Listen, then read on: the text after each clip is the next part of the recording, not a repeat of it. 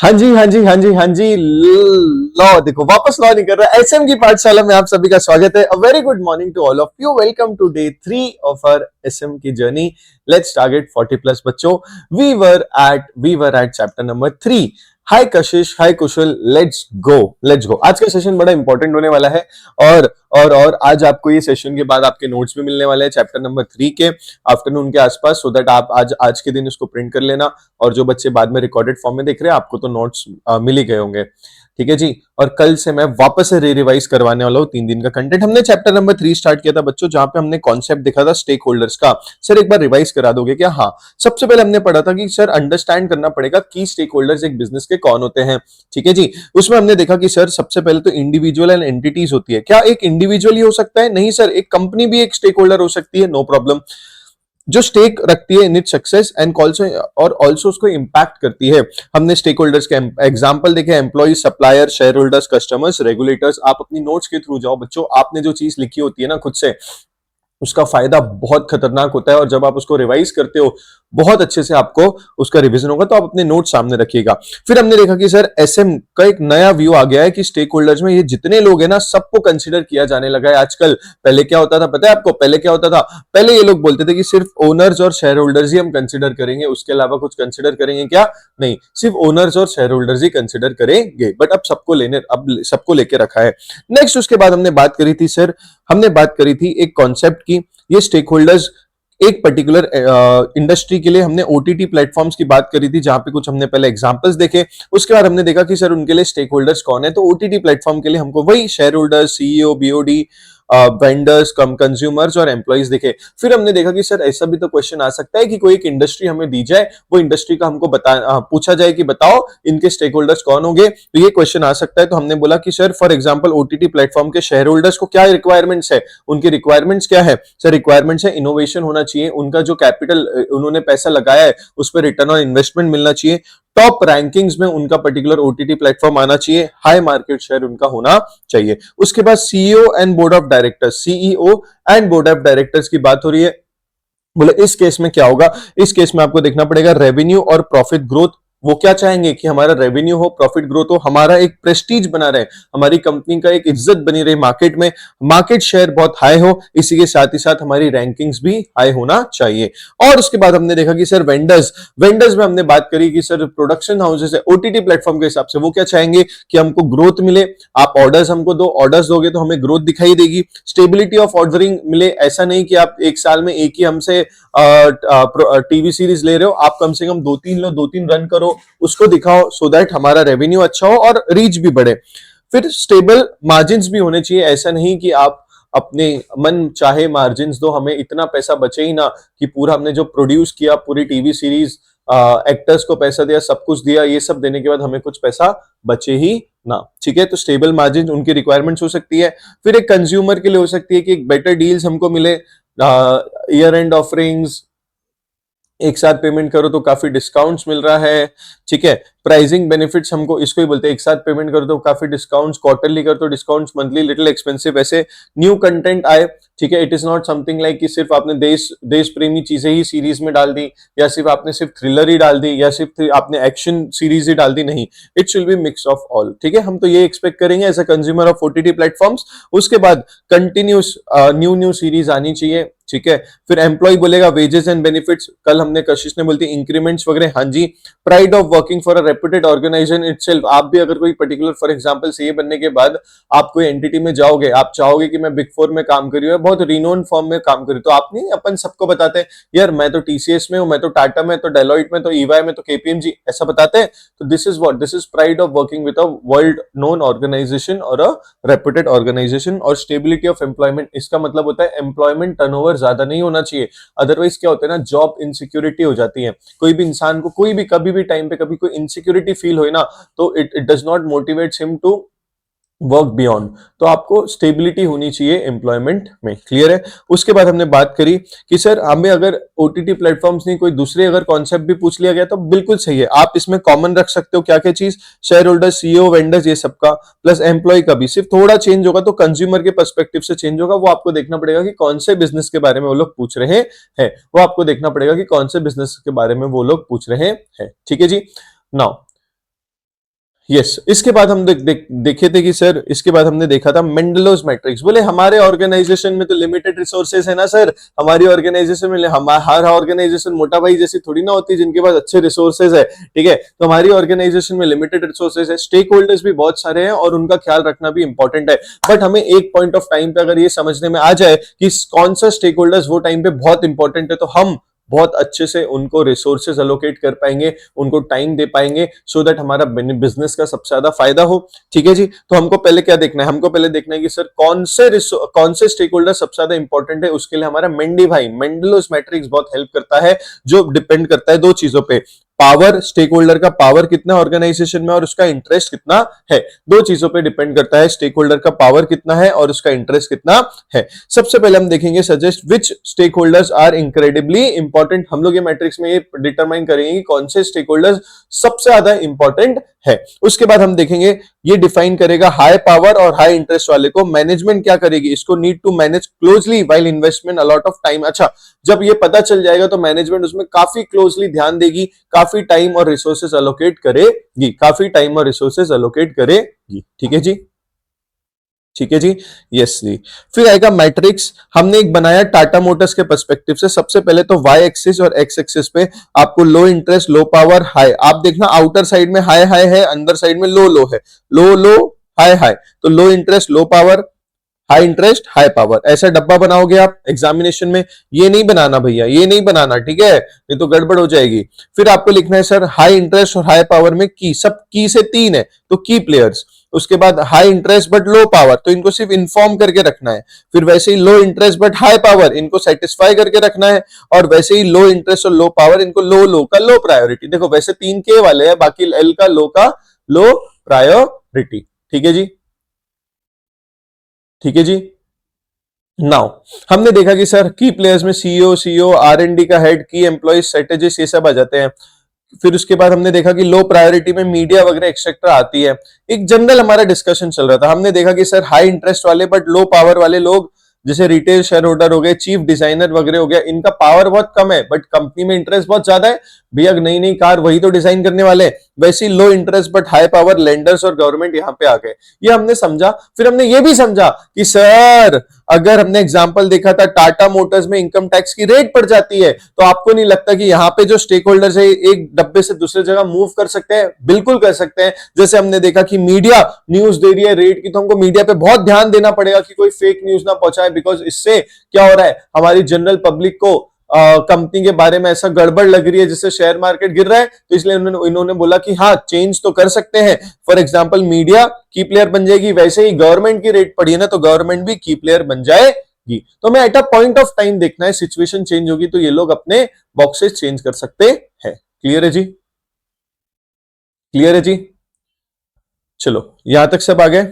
फिर हमने देखा कि सर इन लोगों के साथ कैसे क्या डील करना है। तो हमने बोला जो एकदम की प्लेयर्स है उनको मैनेज करना पड़ता है क्लोजली, इन्वॉल्व करेंगे हम उनको ऑर्गेनाइजेशन के डिसीजन मेकिंग में, फिर बिल्ड करेंगे उनके साथ अच्छी रिलेशनशिप और एंगेज करेंगे उनके साथ रेगुलरली, और एंगेज करेंगे उनके साथ रेगुलरली। उसके बाद हमने देखा कि सर जो कीप सेटिस्फाइड है उनको कंसल्ट करेंगे, इंक्रीज इंटरेस्ट, मतलब अगर देखेंगे परफेक्ट कुशल।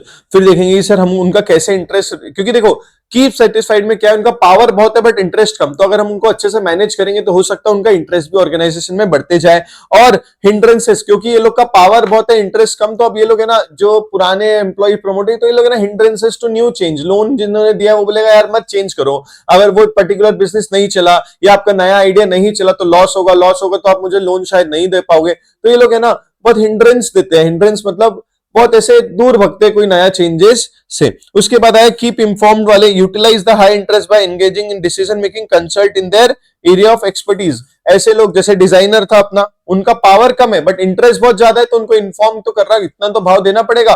और लो प्रायोरिटी में ओनली मॉनिटर होता है, very very very very very limited what, very limited communication रखना पड़ता है, बहुत लिमिटेड कम्युनिकेशन रखना पड़ता है। क्लियर है जी, क्लियर है जी, ओके जी। ये हो गया, ये हो गया, यहां तक सब आ गए। एक बार अपना पूरा रिवीजन हो गया, 10 मिनट्स लगे बट ठीक है। यहां तक सब आ गए बच्चों, प्लीज कंफर्म करोगे?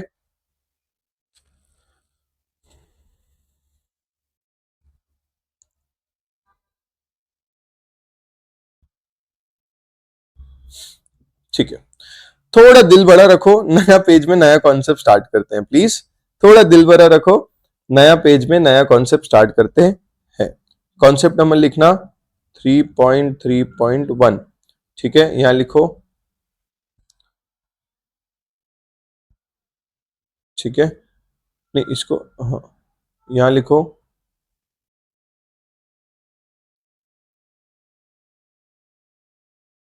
Strategic driver.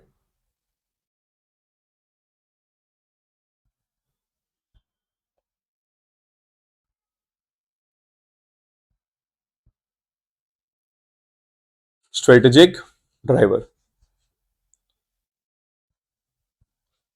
अमन भाई कहाँ है? अमन नहीं आया क्या आज क्लास में?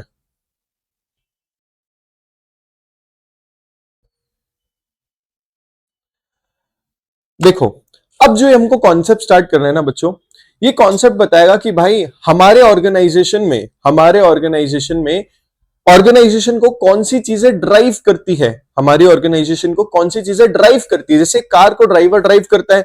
इससे क्या होता है? इससे क्या वो डेस्टिनेशन पे जा रही है, जहां जाने का सोचा था वो सही जगह जा रही है, कहां टर्न लेना है, कहां चेंज करना है, कहां रुकना है, सब कुछ ड्राइवर डिसाइड करता है। वैसे ही मेरी स्ट्रेटेजीज का भी एक ऑर्गेनाइजेशन में ड्राइवर्स होते हैं। कौन होते हैं? जो ये पर्टिकुलर स्ट्रेटेजी को पुश करेंगे, जो वो पर्टिकुलर स्ट्रेटेजी का जो एम है, जो विजन है, उसको अचीव करने में हमें हेल्प करेंगे। ठीक है जी। अब सबसे पहले हमको देखना है कि सर स्ट्रेटेजिक ड्राइवर्स कितने टाइप के होते हैं। स्ट्रेटेजिक ड्राइवर्स कितने टाइप के होते हैं?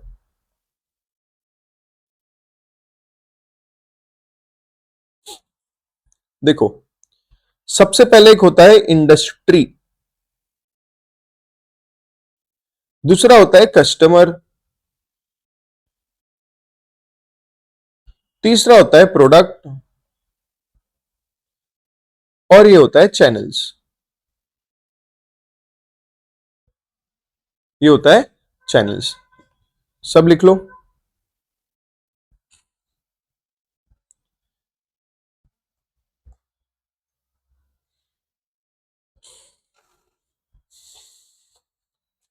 सर इंडस्ट्री कैसे यार? मैं अकेला तो एक बिजनेस करता नहीं हूं, मेरे साथ वो पर्टिकुलर बिजनेस बहुत सारे लोग करते हैं। तो आपको नहीं लगता इंडस्ट्री में कुछ चेंजेस है उससे हम अफेक्ट होते हैं? इंडस्ट्री में कुछ अच्छे चेंजेस है उसको हम भी हमारी ऑर्गेनाइजेशन में इंप्लीमेंट करने की कोशिश करते हैं।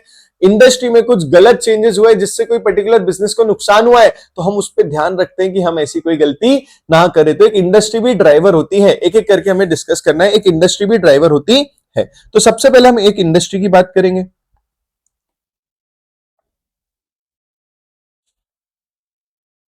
सबसे पहले हम एक इंडस्ट्री की बात करेंगे और यहां से हमारा कॉन्सेप्ट नंबर आप समझ लो स्टार्ट होता है, सब कॉन्सेप्ट नंबर स्टार्ट होता है। ठीक है, इसको हेडिंग देना है अपने को, इंडस्ट्री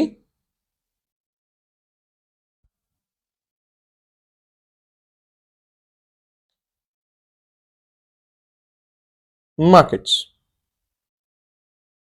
इंडस्ट्री एंड मार्केट्स। चलो, इंडस्ट्री एंड मार्केट्स। चलो, अब तुम्हारा इंटरेक्शन चाहिए मुझे। अब तुम्हारा इंटरेक्शन चाहिए मुझे।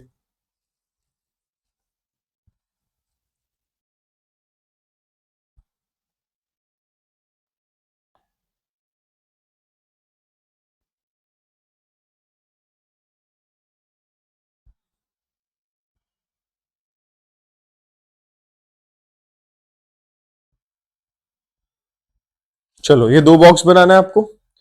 ठीक है, दो बॉक्स बनाना है आपको।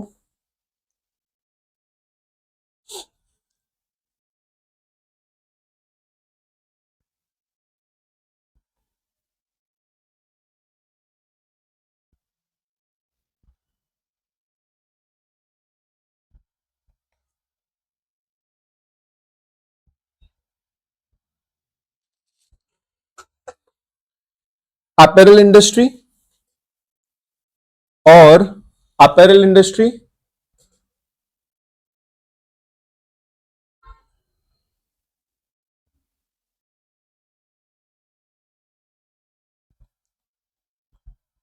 अभी हम इंडस्ट्री की बात करें, अभी हम इंडस्ट्री की बात, बच्चों मुझे बताओ, अपैरल इंडस्ट्री की अलग अलग कंपनियों के नाम बताओगे?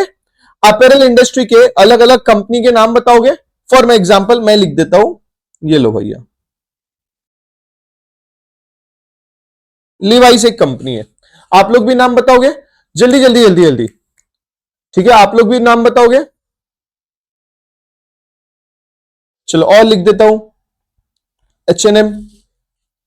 ना ना ना, मॉल के जितने ब्रांड है देखते थे चलो, बोले जाते थे देखने को, और फिर उसका प्राइस देख के हमको लगता था यार अभी तो नहीं खरीद पाएंगे, सीए बनने के बाद खरीद। अरे 100% खरीदोगे। आपने अगर वो टाइम पे सोच भी लिया ना, ट्रेंड्स, ठीक है चलो, तो आप 100% खरीदोगे। चलो मैं लिख देता हूं जाला, मैं तो जाला।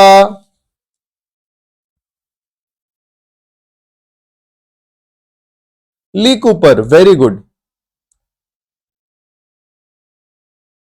चलो जी, ऐसे बहुत नाम आएंगे। ऑटोमोबाइल के भी स्टार्ट कर दो, जाला का टाटा, इंग्लिश वर्जन टाटा। तो ऑटोमोबाइल वाले भी स्टार्ट कर दो, बताना। जैसे टाटा हो गई,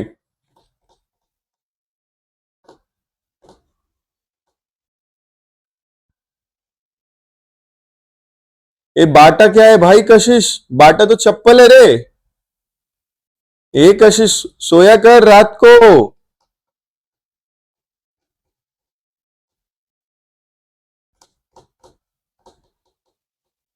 मारुति, लो जी। हुंडई,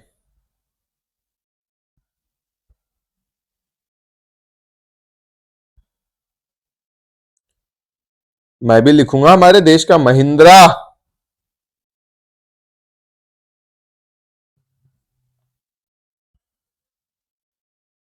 ये लोगो किसका है? Mercedes, Mercedes. ये जलेबी वाला किसका है? अरे सॉरी, ऐसे नहीं बोलना चाहिए यार। ओदी, ये सब अच्छा एक बात बताओ, हमको समझ गया सर ये ऑटोमोबाइल इंडस्ट्री है, ये अपैरल इंडस्ट्री है, हमको समझ गया ये ऑटोमोबाइल इंडस्ट्री है, अपैरल इंडस्ट्री है। आप जब एक इंडस्ट्री को देखोगे तो मुझे एक क्वेश्चन का जवाब चाहिए। ये दोनों इंडस्ट्री में देखो, मुझे एक क्वेश्चन का जवाब चाहिए। मेरा क्वेश्चन ये है सर, इज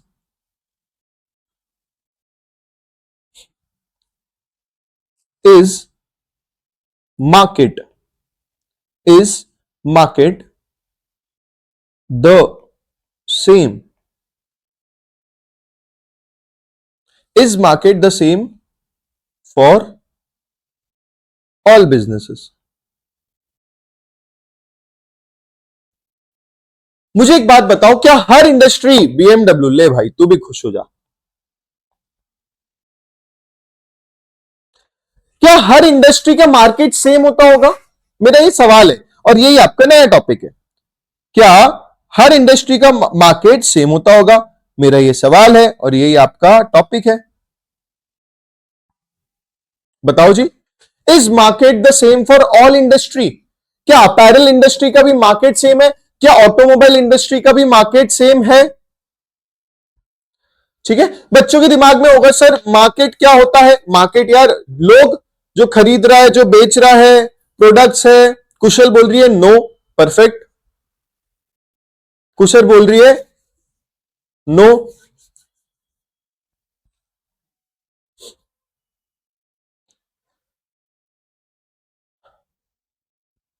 100% नो है भाई। मार्केट कैसे सेम हो सकता है? मार्केट कैसे सेम होता है? सबसे पहले अपन समझते हैं मार्केट क्या है। लिखो मेरे साथ, market refers to all buyers and sellers of a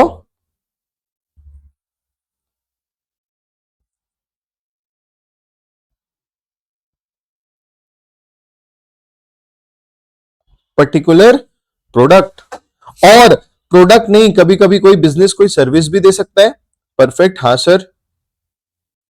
so it would be incorrect to से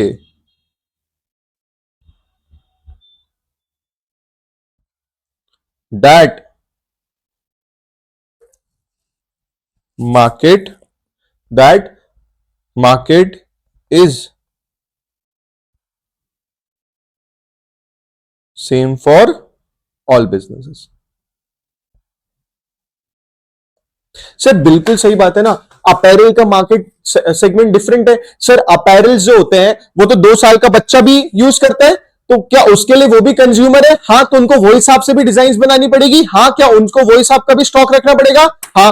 बट ये जो ऑटोमोबाइल इंडस्ट्री है, इनका तो एक आफ्टर एंड अराउंड समझ लो आप 17-18 ईयर्स के बाद लोगों में दिखता है हाँ कार होती है। एक्चुअल खिलौने वाली कार की बात नहीं कर रहा, वो तो टॉय इंडस्ट्री में आ जाएगा। ये एक्चुअल कार होती है। तो इसमें हमको ये समझ में आता है कि सर मार्केट डिफरेंट होता है अलग अलग बिजनेसेस के लिए।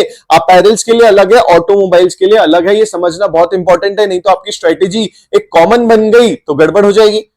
तो गड़बड़ हो जाएगी। ठीक है जी। तो यहां पे हमने क्या पढ़ा? Market refers to all buyers and sellers. हाँ जी sir. And of a particular product और सर्विस। एक प्रोडक्ट भी आप एक बिजनेस में बेच सकते हो, सर्विस भी बेच सकते हो। So it will be very incorrect to say कि मार्केट सेम होता है हर एक चीज के लिए। ठीक है। ईच अब क्योंकि सर हर बिजनेस के अपने खुद के कस्टमर्स होते हैं, मार्केट होता है। ऑल्सो अगर हम लोग देखेंगे कि इदिन अगर आप देखोगे तो with in the business also, with in the business also कभी कभी मार्केट डिफरेंस हो सकता है। कैसे? मैं आपको बताऊंगा। जैसे अगर आप बात करो फरारी वालों की, आप बात करो रोल्स रॉयल्स वालों की। आपको पता है रोल्स रॉयल्स वाला है ना, कस्टमाइज गाड़ी भी बनाता है। कस्टमाइज कशिश ने फॉर्च्यूनर लिखा था। फॉर्च्यूनर बेटा, फॉर्च्यूनर कार का नाम है। ठीक है। तो जो रॉयल्स रॉयल्स वाला है ना, वो कस्टमाइज गाड़ी भी बनाता है। सर कस्टमाइज मतलब आपको अंदर कलर क्या चाहिए, सीट का क्या अलग कलर चाहिए, कोई म्यूजिक सिस्टम में अलग चाहिए क्या, स्क्रीन कितना होना, ये कितना होना, वो कितना होना। आपको क्या लगता है फरारी वाले आपके घर भी आते आए रेवती? हाँ। हाँ लगता है अपने को अपने घर। मेरे घर में तो कभी नहीं आए, मेरे घर पे तो हिंडा वाले नहीं आते।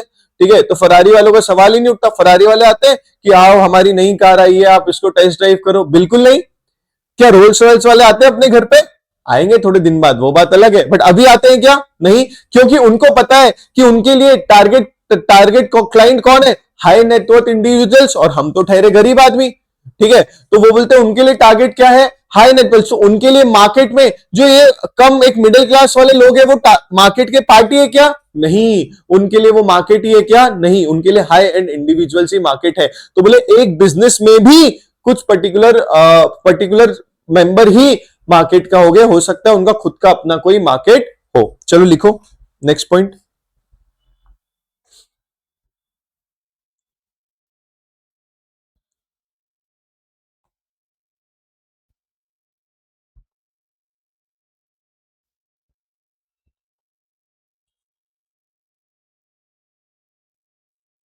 ईच बिजनेस, लिखो next point,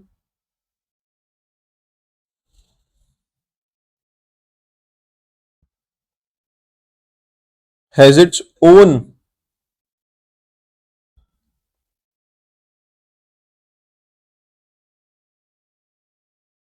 set of consumers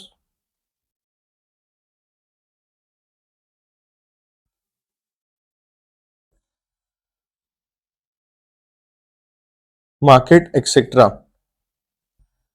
फिर each product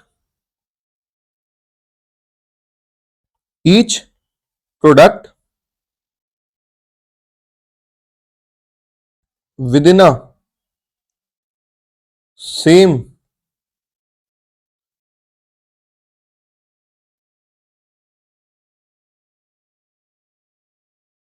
each product within a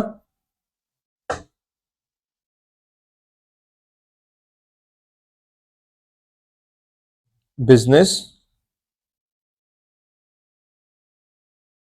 has its own market. Perfect sir. हमको तो लग रहा था सब बिजनेसेस के लिए सेम मार्केट होगा। अरे वो तो होगा ही नहीं। इवन एक बिजनेस का भी अलग से, प्रोडक्ट का भी एक अलग मार्केट हो सकता है। जैसे ऑटोमोबाइल इंडस्ट्री में एग्जांपल लिखना नीचे।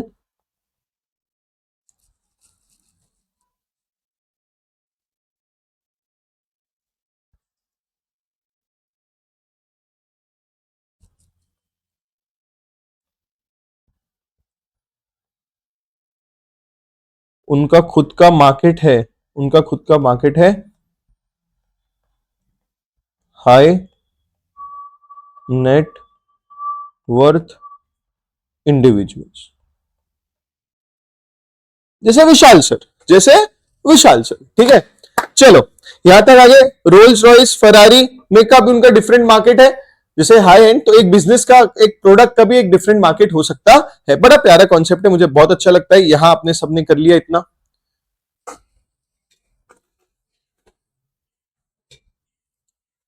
यहां तक सबने कर लिया।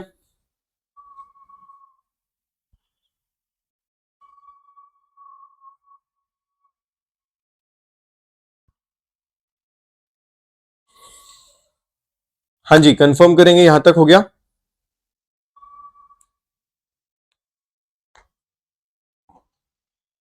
परफेक्ट। अपना पहला क्वेश्चन ये था, अपना पहला क्वेश्चन ये था, is market same for all business, is market same for all business. Clear है जी, क्लियर है जी। नाउ हमने ये समझ लिया कि सर इंडस्ट्री क्या होती है, हमने ये समझा कि इंडस्ट्री का सर जो मार्केट है, मार्केट है वो क्या होता है, हमने ये भी समझा कि मार्केट डिफरेंट होता है डिफरेंट इंडस्ट्री के लिए। अरे सर एक इंडस्ट्री में, मतलब एक बिजनेस में भी अगर प्रोडक्ट थोड़ा यूनिक है तो उसका मार्केट डिफरेंट हो सकता है, उसका मार्केट डिफरेंट हो सकता है। यहां तक हमने समझा, हमने समझा मार्केट डिफरेंट है। बट एक बात बताओ, आपको नहीं लगता ये मार्केट को अच्छे से जानना, एनालाइज करना, समझना भी इंपॉर्टेंट है? अगर हमको, हम अगर वो मार्केट में और हमको वो बिजनेस आगे बढ़ाना है, तो जो हमारा मार्केट है, अगर हम वो बिजनेस में और हमको वो बिजनेस बहुत आगे बढ़ाना है, हमारा विजन कंप्लीट करना है, तो जो हमारा मार्केट है उसको समझना बहुत इंपॉर्टेंट है। आपको नहीं लगता? उसको एनालाइज करना बहुत इंपॉर्टेंट है कि हम कहां हैं, इसमें सबसे बड़ा कॉम्पिटिटर कौन है, इसमें सबसे ज्यादा वैरायटी ऑफ प्रोडक्ट्स कौन रखता है, इसमें सबसे लो पोजीशन पे कौन है। ठीक है, ये समझना बहुत इंपॉर्टेंट है। ठीक है, तो नेक्स्ट पेज में आओ और हेडिंग डालो,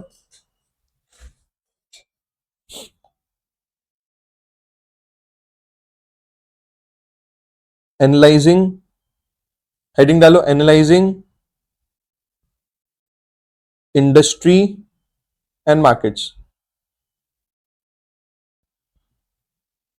एनालाइजिंग इंडस्ट्री एंड मार्केट।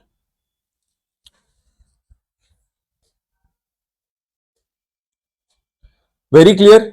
अभी हम एनालाइज करते हैं, पहले ये जान लेते हैं कि सर ये एनालाइज जरूरी भी है क्या। हाँ जी, देखो मैं ना आपको थोड़ा डिटेल में इसलिए जा रहा हूं क्योंकि 15 मार्क के एमसीक्यू है बच्चों।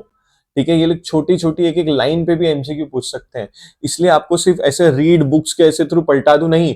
मेरा स्ट्रेटेजी बहुत बहुत ही खतरनाक है एसएम में। अब स्ट्रेटेजिक मैनेजमेंट में एक स्ट्रेटेजी तो लगानी पड़ेगी, तो वो स्ट्रेटेजी बड़ी खतरनाक है। वो स्ट्रेटेजी ऐसी है कि पहले पूरे कंसेप्ट ब्रेक डाउन करो, वो कॉन्सेप्ट्स को लिखो, एग्जाम्पल्स डिस्कस करो, और उसके बाद पूरे अपने नोट्स बना लो। उसके बाद जो मैं आपको नोट्स दूंगा, ये उसका ही थोड़ा इंस्टीट्यूट ने जो दिया है, ये जो अपन लिख रहे हैं 100% इंस्टीट्यूट की लैंग्वेज है एग्जैक्ट। आप जब नोट्स देखोगे ना, मॉड्यूल वॉड्यूल देखने की जरूरत भी नहीं है, नोट्स मॉड्यूल से ही बनते हैं अपने। क्लियर है ये? बिकॉज इंस्टीट्यूट में पेपर देना है आपको। ठीक है, कोई एकेडमी में जाके या हमारे मेरे पास आके एसएम की पाठशाला में आके थोड़ी ना आपको पेपर देना है। इंस्टीट्यूट तो लैंग्वेज वही रहती है।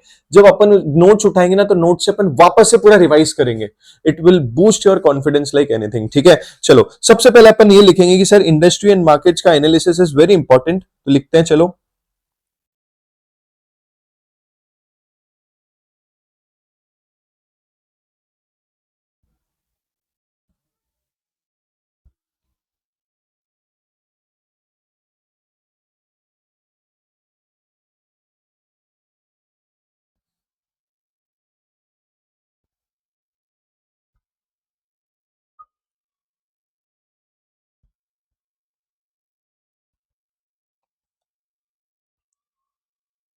Is extremely important to identify. ये इंपॉर्टेंट क्यों है सर? इससे हमें क्या समझेगा पता है? इससे हमें क्या समझेगा पता है? इससे हमें समझेगा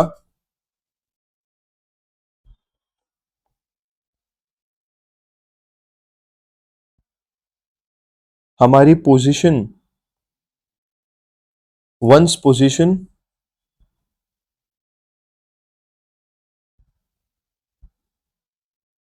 as compared to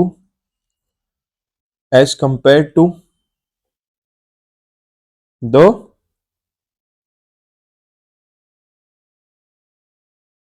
कॉम्पिटिटर्स।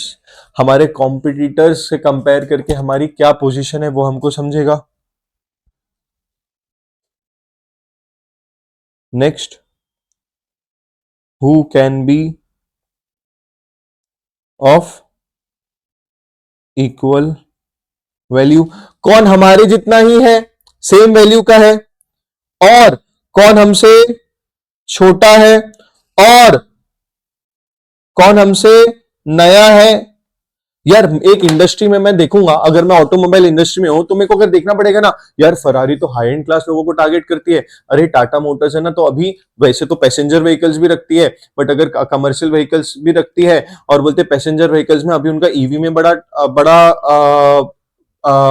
बड़ा फोकस है। फिर मैं देखूंगा अरे किया तो रिसेंटली 3 साल पहले ही आई है, फिर भी किया देखो ना एक मिडिल सेगमेंट में अपने जो ये अपनी होती है ना एज, जो 20 से 35 ब्रैकेट्स वाले, 22 से 21 से 35 ब्रैकेट वाले, बोले इनके लिए सर किया एकदम कम दाम में अच्छी कार बनाने लगी है। सर महिंद्रा का भी टर्न अराउंड हो रहा है, सर महिंद्रा है ना डायरेक्ट टेस्ला से टक्कर कर रही है, बोले सेल्फ क्रूज मोड पे गाड़ी लाएंगे, है ना, सेल्फ ड्राइव वाली गाड़ी लाएंगे, है ना। एक्सयूवी 700 आई थी, उसमें एक वो फीचर था। तो ये सब हमें समझ में पड़ेगा, हमको पता चलेगा। फिर कहीं पे कोई छोटी मोटी कंपनियां भी है सर जो थोड़ा थोड़ा एक्सपेरिमेंट करके एक आध कार वगैरह लाते रहती है। सर कोई ऐसी भी कंपनी है जो छोड़ के जाने का सोच रही है, फोर्ड। ठीक है जी। तो आपको इंडस्ट्री का जानना बहुत जरूरी है, ये जान के आप देख पाओगे कि आपकी पोजीशन क्या है as compare to the competitors. कौन ये इंडस्ट्री में नया है, कौन ये इंडस्ट्री में छोटा है। सर ये जानना जरूरी है, बट जानेंगे कैसे, ये जानना जरूरी है, हम ये समझ रहे हैं, बट जानेंगे कैसे। तो आपके लिए इन्होंने एक टूल रखा है, आपके लिए इन्होंने एक टूल रखा है। तो ये टूल बड़ा इंपॉर्टेंट है, और ये टूल बोलता है to understand, a tool is used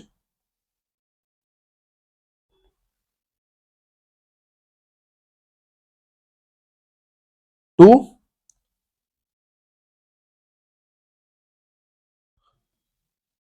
analyze the industry। A tool is used for analysing the industry. और इसको क्या माना जाता है, इसको बोलते हैं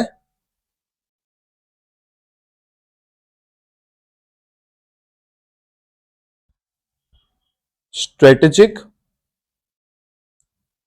ग्रुप मैपिंग। इसको क्या बोलते हैं, स्ट्रेटेजिक ग्रुप मैपिंग। क्यों सर, इंडस्ट्री एंड मार्केट्स को समझना बहुत जरूरी है। इससे हम समझते हैं कि हमारी पोजीशन क्या है, इससे हम समझ सकते हैं कि कॉम्पिटिटर कौन बड़ा है, कौन छोटा है, कोई नया है।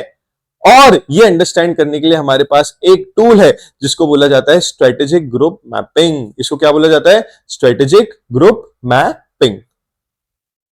ठीक है जी, यहां तक सब आ गए।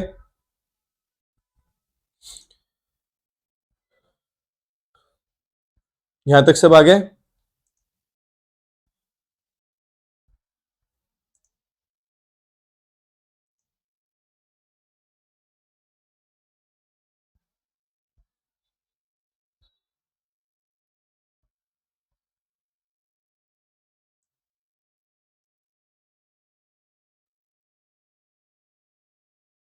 यहां तक सब आ गए बच्चों।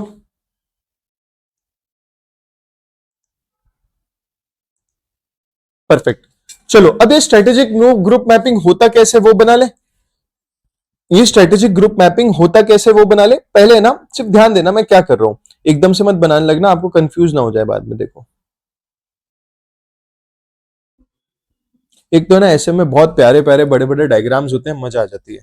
ठीक है, इसमें भी एक्स, दो एक्सिस रहेंगे, एक्स एक्सिस और वाई एक्सिस।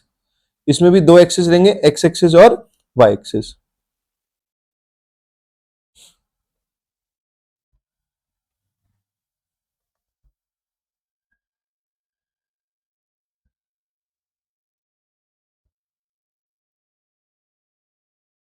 फ्यू और मैनी, फ्यू और मैनी।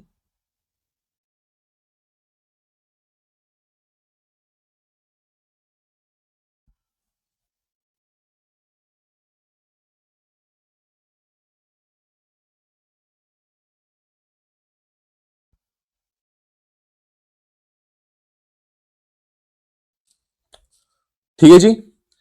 अब एक्स एक्सिस में आएगा रेंज ऑफ प्रोडक्ट्स।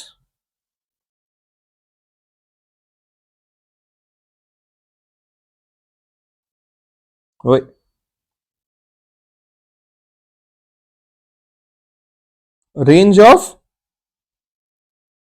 प्रोडक्ट्स, और वाई एक्सिस में आएगा रेपुटेशन।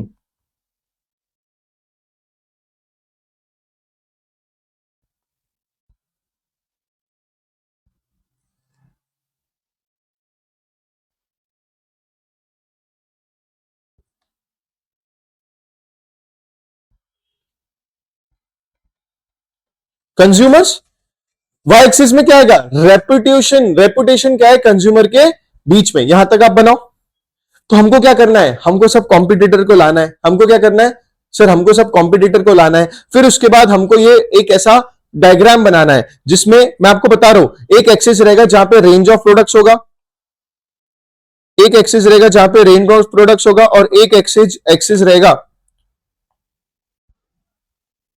जहां पे कंज्यूमर्स के बीच में अपना रेपुटेशन क्या है वो होगा। एक एक्सेस होगा जहां पे कंज्यूमर के बीच में हमारा रेपुटेशन क्या है वो होने वाला है।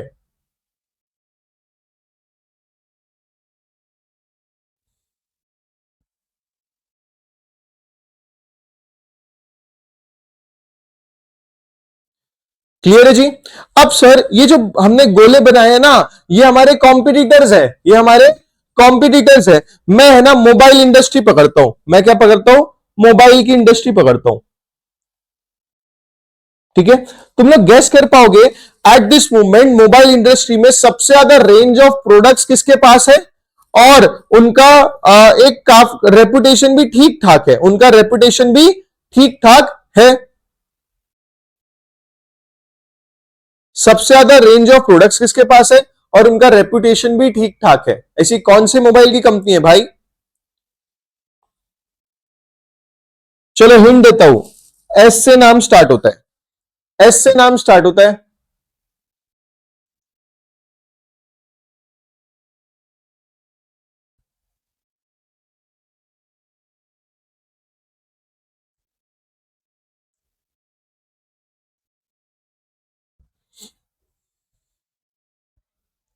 एस से नाम स्टार्ट होता है।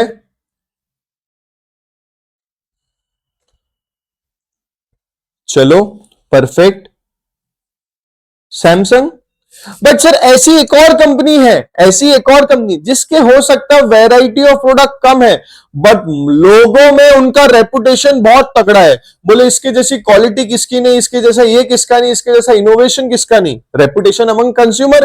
बोले ऐसी ये कंपनी की बात कर रहा हूं मैं, जिनके रेंज ऑफ प्रोडक्ट्स थोड़े सैमसंग से कम होंगे बट उनका रेपुटेशन बहुत तगड़ा है, उनका रेपुटेशन बहुत तगड़ा है।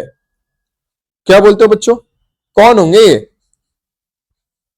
Don't you think? एप्पल।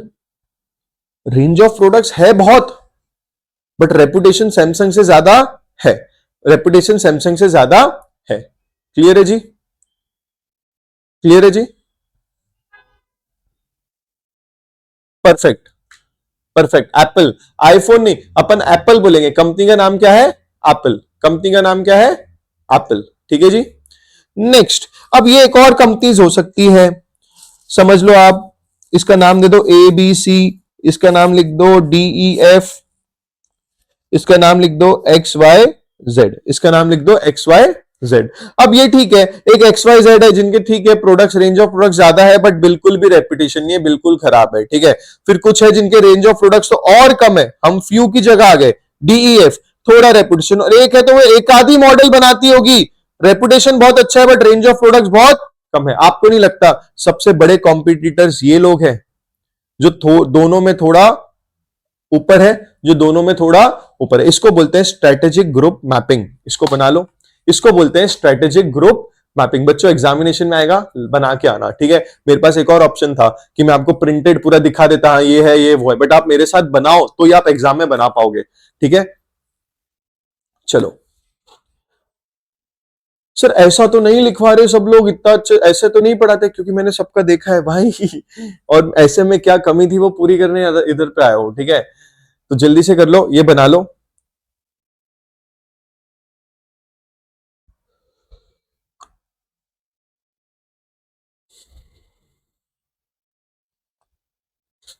जल्दी से बनाओ, मैं पानी पी के आता हूँ, ठीक है।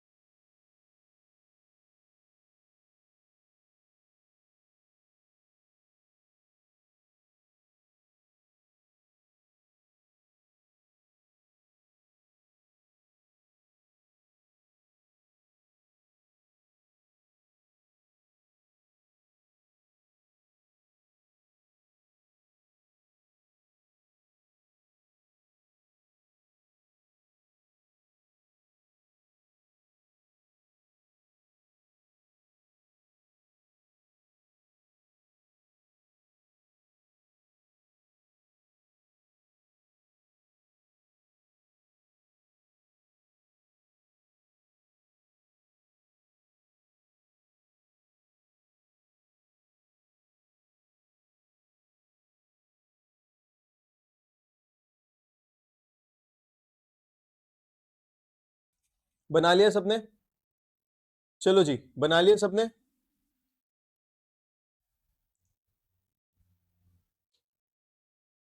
परफेक्ट। अब हमें यह भी तो समझना पड़ेगा कि इसका एनालिसिस क्या है। हमको यह भी तो समझना पड़ेगा कि सर हमने ये बना तो लिया, इसका एनालिसिस बता दो, ठीक है। एनालिसिस बता दो, चलो लिखो। लिखो एबीसी, पहले लिखो एबीसी का, ठीक है। फिर लिखेंगे डीईएफ का।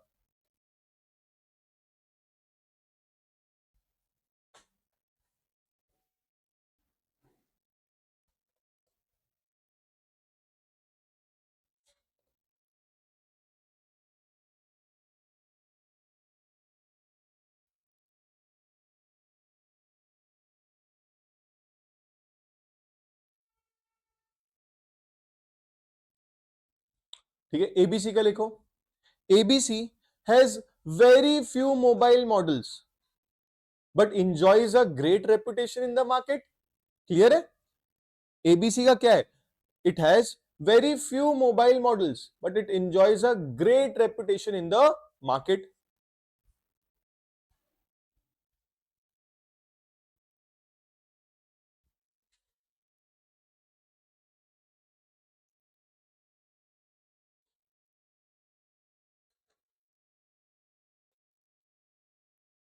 ठीक है, has a few mobile models but enjoys a great। अब जो डीईएफ है, जो डीईएफ है, बट हम देखेंगे कि सर डीईएफ का ज्यादा कुछ नहीं है, कोई स्पेसिफिकली है, हम अज्यूम कर लेते हैं कि it operates with in the same competitive scenario. तो आप लिख सकते हो डीईएफ का तो रेपुटेशन भी कम है, रेंज ऑफ प्रोडक्ट्स भी कम है, ठीक है। तो आप लिख सकते हो डीईएफ एवरेज रेपुटेशन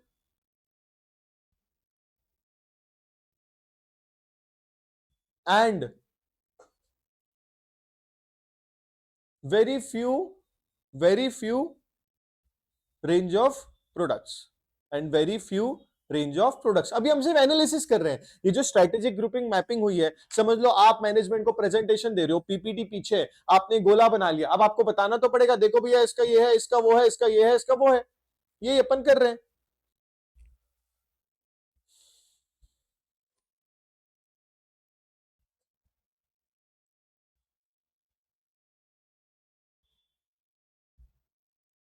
ठीक है, अब आ गया एप्पल। एप्पल ऐसा कॉम्पिटिटर है जिसको ध्यान देना पड़ेगा। ठीक है, लिखो यहां पे, offers a wide range of products. Apple offers a wide range of products.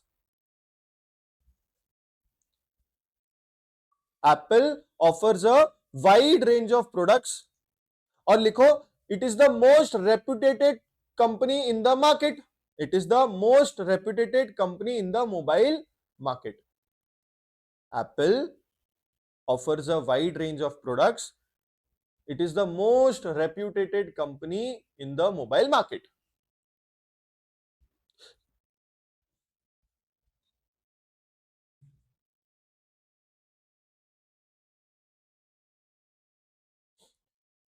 Clear है जी?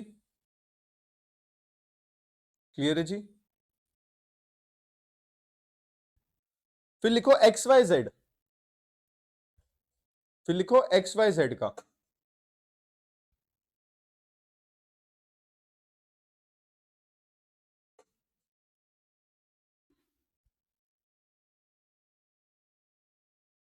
Has the same range of products as Apple. हम अभी सिर्फ एनालिसिस कर रहे हैं सब अलग अलग कंपनी का। तो एक्स वाई जेड के लिए क्या है? Has the same range of products as Apple, but very low reputation in the market. Very low reputation in the market.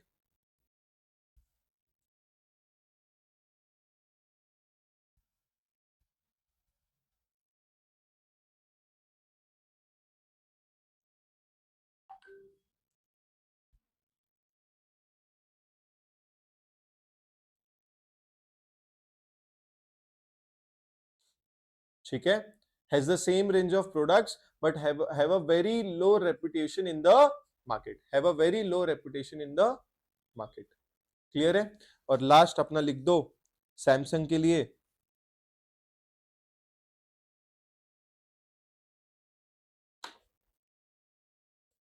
High range of products. High range of products. High range of products and holding good reputation in the market. High range of products and holding good reputation in the market. High range of products and holding good reputation in the market.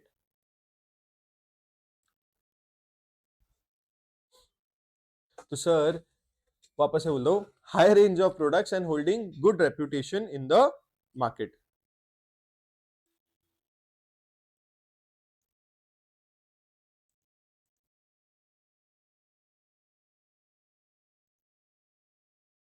Clear है जी? यहां तक सब आ गए?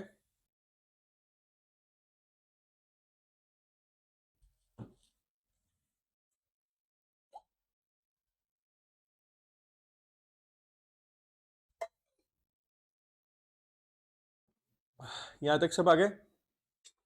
Sir ये सबसे हमें क्या learning मिलती है? ये स्ट्रेटेजिक ग्रुप मैपिंग से हमें क्या लर्निंग मिलती है? तो नेक्स्ट 2 पॉइंट और लिख दो सर, ये लर्निंग मिलती है।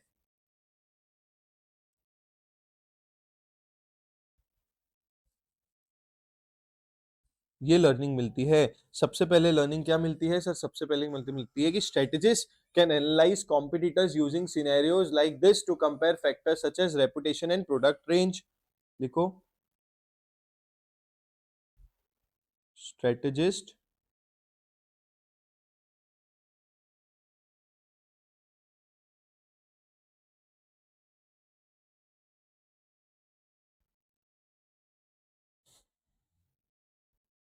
Can analyse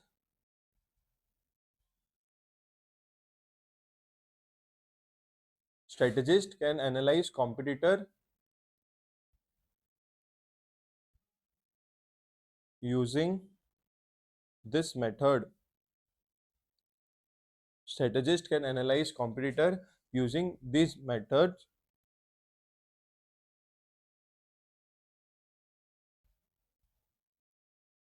to compare factors such as, क्या कंपेयर किया अभी हमने, क्या कंपेयर किया हमने,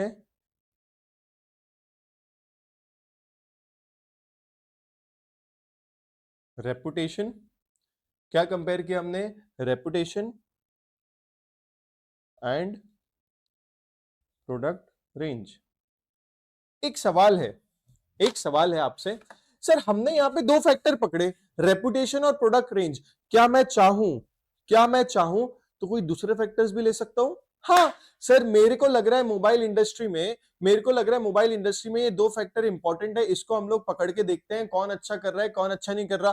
हो सकता है ऑटोमोबाइल इंडस्ट्री में कोई दूसरा हो सकता है सॉफ्टवेयर इंजीन इंडस्ट्री में कोई दूसरा हो सकता है टेलीकॉम इंडस्ट्री में। तो फैक्टर्स कुछ भी हो सकते हैं, फैक्टर्स अलग, प्राइस हो सकता है, वॉल्यूम ऑफ प्रोडक्ट, टर्न, बहुत अलग अलग फैक्टर्स हो सकते हैं। हमने तो सैंपल के लिए ये फैक्टर पकड़ा, range of products and reputation amongst the consumer. Clear है जी? Range of products and reputation amongst the consumer, ये दो फैक्टर्स हमने पकड़े, ये दो फैक्टर्स हमने पकड़े।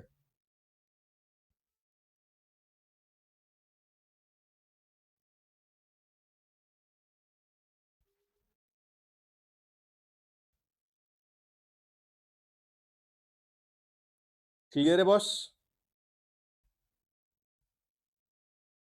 क्लियर है boss?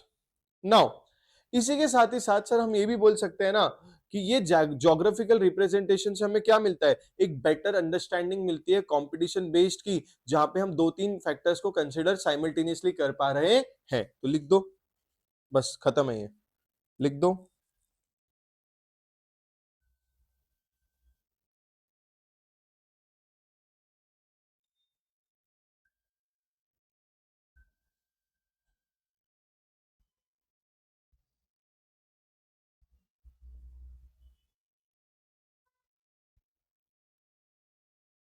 This graphical representation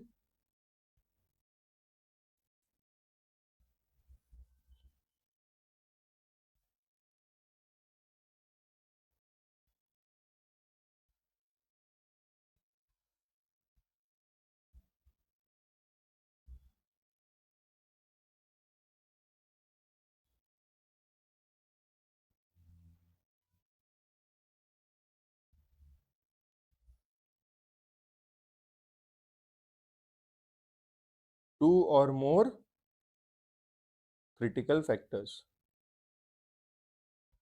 to और मोर क्रिटिकल फैक्टर्स, हम दो या दो से ज्यादा फैक्टर्स लेंगे। अब देखो, अब मेरे ऊपर है मैं कौन कौन सा फैक्टर्स रखूं और उसको ये मेरा स्ट्रेटेजिक ग्रुपिंग मैपिंग कर लूं। ये था hard core concept of what, industry का एनालाइज कैसे करते हैं using strategic group mapping, industry का एनालाइज कैसे करते हैं using strategic group mapping. Clear है जी? क्लियर है जी? यहां तक सब आ गए? यहां तक सब आ गए? अगर आप ध्यान दोगे ना बच्चों, परफेक्ट, अगर आप ध्यान दोगे ना बच्चों, ये ये पूरा प्रोसेस क्या था, ये पूरा प्रोसेस क्या था, अगर आप ध्यान दोगे आपको समझ में आएगा। हमने पहले देखा कि सर मैं है ना अपने कॉम्पिटिटर्स, जो भी मेरे को इंडस्ट्री में अपने कॉम्पिटिटर्स को समझना है, एनालाइज करना है, तो मैं कोई दो फैक्टर्स पकड़ता हूं। मैं क्या करता हूं? दो फैक्टर्स पकड़ता हूं। ठीक है, फिर उसके बाद मैंने क्या किया सर, उसके बाद मैंने क्या किया, मैप में जो भी कॉम्पिटिटर्स है उनको प्लॉट कर दिया, बोले ये फैक्टर्स के हिसाब से कौन सा कॉम्पिटिटर कहां पे आता है। ठीक है, फिर उसके बाद हमने बताया कि कुछ कुछ कॉम्पिटिटर तो सेम कैटेगरी में आ सकते हैं, ऑलमोस्ट सेम कैटेगरी में आ सकते हैं। फिर हम ये देखेंगे कि उनके टर्नओवर के हिसाब से, उनके टर्नओवर के हिसाब से, ये जो गोला बड़ा है, ये जो गोला बड़ा है, ये पता है काय का गोला बड़ा है, उनके रेवेन्यू का गोला बड़ा है, उनका जो सेल्स है ना उनका गोला है। तो आप ऐसा एरो मारो और लिखो, size of circle is the is is based on, size of the circle is based on the sales, और ऐसे लिख सकते हो रेवेन्यू। तो सर अगर मैं यहां पे एक कंपनी लाता और यहां छोड़ देता तो ये कंपनी वो कंपनी होती, ये कंपनी वो कंपनी होती जिसका सर रेंज ऑफ प्रोडक्ट्स भी ज्यादा है, रेपुटेशन भी बहुत कम है, बट फिर भी देखो टर्नओवर कितना कम है, फिर भी देखो टर्नओवर कितना कम है। क्लियर है जी? क्लियर है जी? ठीक है, तो ये अपना प्रोसेस था, ये अपना प्रोसेस था।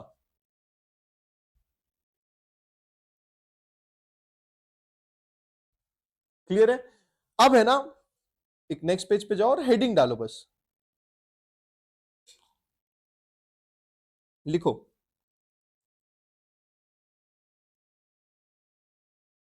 Procedure for constructing a strategic group map. Procedure for constructing a strategic group map and deciding which firms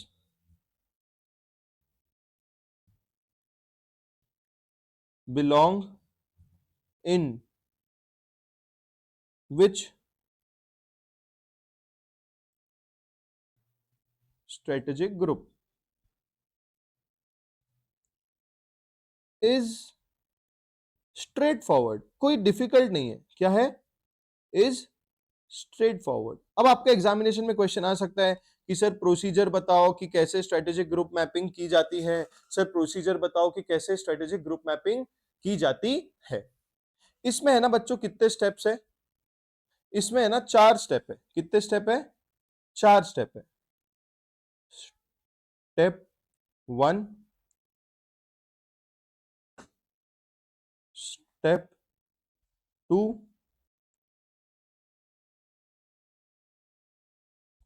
step 3 और स्टेप 4। कितने स्टेप है? 4 स्टेप है। 1 2 3 4। आपका होमवर्क है, क्या है सर जी? आपका होमवर्क है कि जो अभी अपन ने किया ना, जो अपन ने एक्चुअल में कर दिया, आप अपने वर्ड्स में, कोई प्रॉब्लम नहीं है ऐसा, और मॉड्यूल मत खोलना, आप अपने वर्ड्स में ये स्टेप लिख के आओ, ये स्टेप्स लिख के आओ कि सर हमने पहले क्या किया, फिर क्या किया, फिर क्या किया। मैंने एक बार डिक्टेट भी कर दिया। हमने पहले फैक्टर्स पकड़े, ओ हमने लोगों को पकड़ा, हमने प्लॉट किया। तुम लोग लिख के आओ कि इसमें क्या हो रहा है, इसमें क्या हो रहा है। हो सकता है किसी का स्टेप एक आगे पीछे हो, बट आई जस्ट नीड कि आप एक बार ट्राई तो करो कि अपन ने जो स्ट्रेटेजिक ग्रुप मैपिंग करी वो कैसे हुई है। आई नीड कि आप एक बार ट्राई तो करो जो अपन ने स्ट्रेटेजिक ग्रुप मैपिंग करी वो कैसे हुई है। और इसी के साथ मैं भी ग्रुप में एक टेलीग्राम का लिंक डालूंगा, वो टेलीग्राम लिंक आप लोगों को ज्वाइन करना है। अब जो जो अपन डिस्कशन करते जाएंगे ना, उसमें मैं एमसीक्यू भी डालने वाला हूं। जिस दिन फॉर एग्जांपल आज डिस्कशन हुआ, तो आप समझ लो आज एकदम सेशन के बाद ही या आज इवनिंग के पहले एमसीक्यू आ जाएगा। ठीक है, उसमें से आपको आंसर देना है कि क्या सही है और क्या गलत है। आपको आंसर देना है कि क्या सही है क्या गलत है। ठीक है जी, ग्रेट, परफेक्ट। यहां तक सब आ गए? मजा आया? अच्छा कॉन्सेप्ट था ना? मजा आया? अच्छा कॉन्सेप्ट था? क्लियर? कल वाले कॉन्सेप्ट भी बहुत बढ़िया है, बहुत बढ़िया। कल अभी अपन थोड़े मार्केटिंग की तरफ, कंज्यूमर को कैसे समझना, इसकी तरफ जाएंगे। आपको पता है हम ये पढ़ तो इतने आसानी से ले रहे हैं, हमको समझ में भी आ रहा है, ये बिजनेसेस में बहुत अच्छे तरीकों से यूज किया जाता है। जब भी फॉर एग्जांपल अगर आपको बोलेगा अभी कोई कि हम सोच रहे हैं कि ऑटोमोबाइल इंडस्ट्री में जाए, क्या आप कॉम्पिटिटर को एनालाइज कर सकते हो? एक आम बंदा बीकॉम वगैरह या जो भी जिसको इतना नॉलेज नहीं है, वो क्या करेगा? हाँ, कॉम्पिटिटर का नाम लिख लेगा, उसका इतना रेवेन्यू है, इसका ये है, इसका वो है, इसका ये है। अब सोचो आप प्रेजेंटेशन दे रहे हो और आपने प्रेजेंटेशन में ये मैप बना दिया, आपने वो प्रेजेंटेशन में मैप बना दिया, सर्कल्स, सर्कल्स का साइज डिपेंड कर रहा है, टर्नओवर ऊपर लिखा हुआ है पीपीटी में, सर नीचे रेंज दिया है मैंने, रेंज ऑफ प्रोडक्ट्स देखो, ये देखो, क्या मस्त एनालिसिस होगा। हो सकता है आप चार, आपको 6 फैक्टर्स करना है, तो आप दो दो फैक्टर्स के 3 मैप बना दो। तो आप 6 फैक्टर्स पे कैसे कॉम्पिटिटर को जज कर पा रहे हो, कितना अच्छा रहेगा for the management to decide, हाँ यार ये कॉम्पिटिटर ये पोजीशन पे, ये कॉम्पिटिटर ये पोजीशन, इसकी ये खासियत है, इसके रेंज ऑफ प्रोडक्ट ज्यादा है, ये हाई प्राइसिंग रखता है, ये इनोवेशन ज्यादा रखता है, correct. So this is the you can say golden opportunity. मतलब पढ़ाई का यही तो खासियत होता है, एग्जामिनेशन तो क्लियर होगी होगी, बट हम क्या सोचते हैं ना, हम पूरा दिमाग बस रट्टो रट्टो रट्टो पे चल जाते हैं। आई आई फील कि आपकी पर्सनैलिटी भी उतनी ही ज्यादा इंपॉर्टेंट है, आपकी पर्सनैलिटी भी उतनी इंपॉर्टेंट है, और आप कैसे जो पढ़ाई किया है उसको एग्जीक्यूट, अब आप जब भी अगर कोई बोला कि कॉम्पिटिटर्स को एनालाइज करना, trust me guys, strategic group mapping use कर लेना। आपको मैं लिख के दे सकता हूं, you will be the top, everyone will be impressed by what you did. Okay, so use it, it will be very great, use it, it will be very great। ठीक है जी, आज हमारा सेशन यही कंप्लीट करते हैं। आज मैं आपको थोड़ी देर में एक ये चैप्टर के नोट्स भी दे दूंगा। कल हो सकता है अपन जो अभी तक पढ़े नहीं, कल अपन ये कंप्लीट करेंगे, और नेक्स्ट कॉन्सेप्ट को जाने से पहले अपन फिर नोट्स के थ्रू एक बार गो थ्रू करने वाले हैं। ठीक है जी, आई होप आपको अच्छा लग रहा होगा बच्चों। बहुत सारे बच्चे हैं जो मेरे से मिलने भी आए थे, एक दो बच्चों ने मेरे को शायद डीएम भी किया, उनको नोट्स भी बहुत अच्छे बन रहे हैं। प्लीज आप 3 कलर पेन यूज करो, ट्रस्ट में जब ये आप बाद में पढ़ोगे ना, इट मतलब यू रॉक इट, मतलब आप खुद के लिखे हुए नोट्स से पढ़ने से अच्छी कोई चीज ही नहीं हो सकती। Trust me, you will rock it, और आपका पेपर भी बहुत अच्छा जाएगा। हम लिख के एक एक चीज इसलिए देख रहे हैं बिकॉज एमसीक्यू भी है 15 मार्क के, तो एक डिटेल डिस्कशन हर चीज का बहुत जरूरी है, एक डिटेल डिस्कशन हर चीज का बहुत जरूरी है। ठीक है बच्चों, आई होप आपको ये सेशन अच्छा लगा होगा। मिलते हैं कल के सेशन में, एसएम की पाठशाला में आप सभी का इंतजार रहेगा। Bye guys, take care. Telegram group join कर लेना, जो मैं ग्रुप में लिंक डाल रहा हूँ, और उसका एमसीक्यू अटेम्प्ट करना, you will feel very confident about the concepts. Bye guys, take care, have a good day.